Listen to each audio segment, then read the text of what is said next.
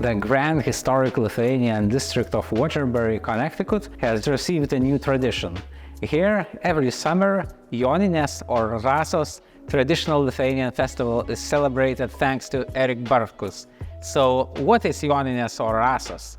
Joninės is an old pagan tradition that was carried over into Christianity as St. John's Day, and has been celebrated for hundreds of years in Lithuania, and it's always on the eve of June 23rd.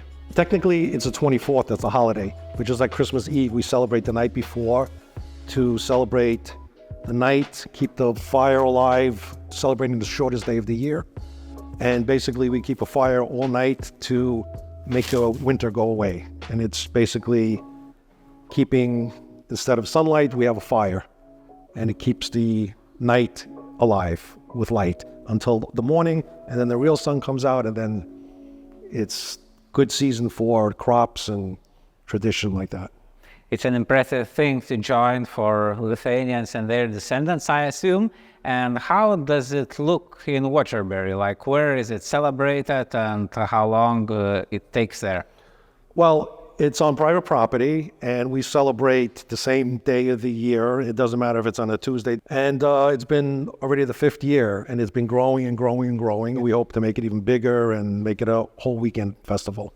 Yes, and it's celebrated in a historic Lithuanian district next to Lithuanian school with Lithuanian coat of arms and the oldest Lithuanian church in New England. Yes, it's the center of the whole Lithuanian culture. But you came from New York City, and you are not originally from Waterbury. Why Waterbury? Well, it was a place where the culture was dying, so I wanted to try to revive it and keep it going, because I saw things happening in Pennsylvania, and it was repeated in New York as far as churches closing, people just scattering and dying out, and people just being indifferent.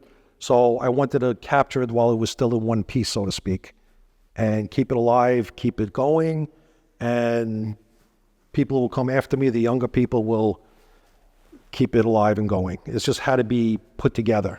And then now we can go forward with a younger generation. It's very great to hear that. You even bought a house and a lot to celebrate Joninės there. Yes. And you have even more plans for Waterbury, a Lithuanian museum. So how it will look and how is it going? Well, that house was originally going to be the museum, but it's a wooden house, and I was afraid to keep artifacts there that, you know, we actually had a history of a fire and danger of being a building that's not occupied, and to keep everything in one place. So the building now is going to be the old convent, and it's brick and beams. It's not going to burn down. It's going to be, you know, it's basically fireproof, and it's going to be well secured, and it's set up basically in the old convent where the chapel was. And that will have all the artifacts displayed, and people are free to come and check anything out, to donate, to give. What I'm looking for is people who have imagination and creativity and help us build on it in some way. You know, I'm looking to have rotating museums also. Not just, I was there, I don't have to go there anymore. No, every 3 months, things will change.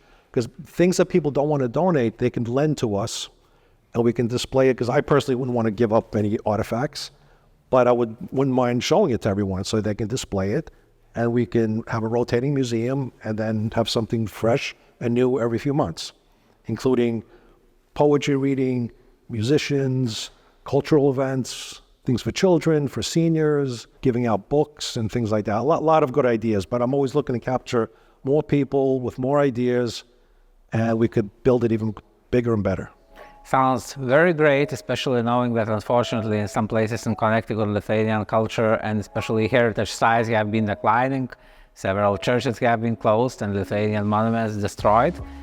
So it's great to know that additional Lithuanian site will appear in Connecticut, and we will for sure include it into our map at map.rulithania.com and encyclopedia at global.rulithania.com. By now, more than 800 Lithuanian heritage sites are included there, so you may check and see what Lithuanian churches, Lithuanian cemeteries, Lithuanian museums and Lithuanian monuments stand in Connecticut or in your own city and your own state perhaps. and visit them or learn about them. So enjoy all this information, and I hope, just like me, you will come one day to visit the Lithuanian Museum in Waterbury, Connecticut.